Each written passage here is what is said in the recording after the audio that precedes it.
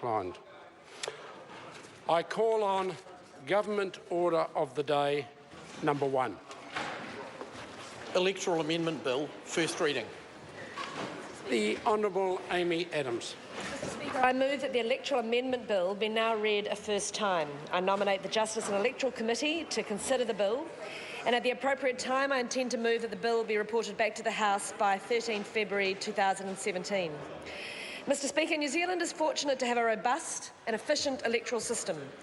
This efficiency is maintained through regular reviews of the law and practices surrounding the election process. The reviews also ensure that electoral law and practices are regularly modernised and reflect the changing needs and expectations of voters. The Justice and Electoral Committee carries out these reviews after every general election that looks into the delivery of the election and determines any potential improvements that could be made to the electoral framework.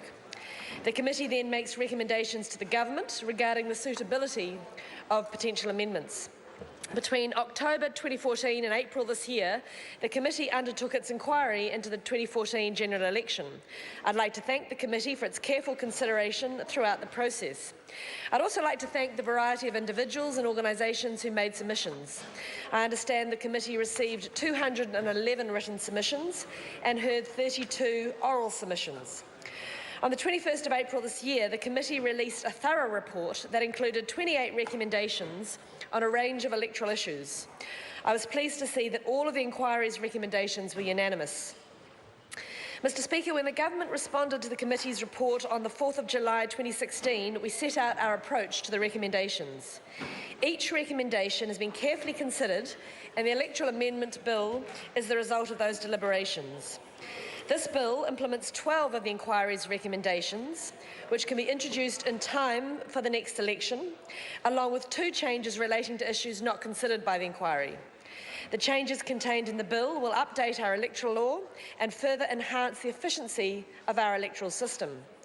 In addition, the government will progress those recommendations that do not require law changes.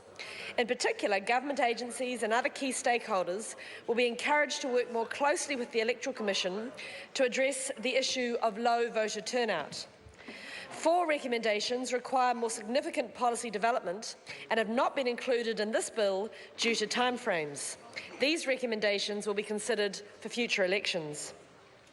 One recommendation the Select Committee considered was to give greater flexibility for opening and closing addresses, to give parties more choice about how they want to use their allocation of time and money. I'm interested in considering this idea, and I'm consulting with political parties across the House on how this piece of work might be progressed. If there is broad support, I do intend to advance this matter further. As signalled in the government's response to the inquiry, other electoral broadcasting matters will be considered as part of the Digital Convergence Bill. Mr. Speaker, I'd like to touch briefly on a number of the specific changes that the bill makes. The bill helps ensure a timely count of votes in light of the increasing number of people who choose to vote in advance.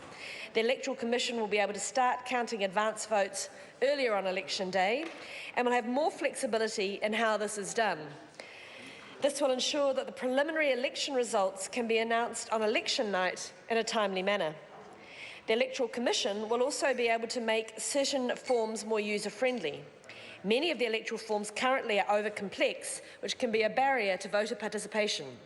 By de-prescribing the format of these forms, the Electoral Commission will be able to simplify them, making them easier to use.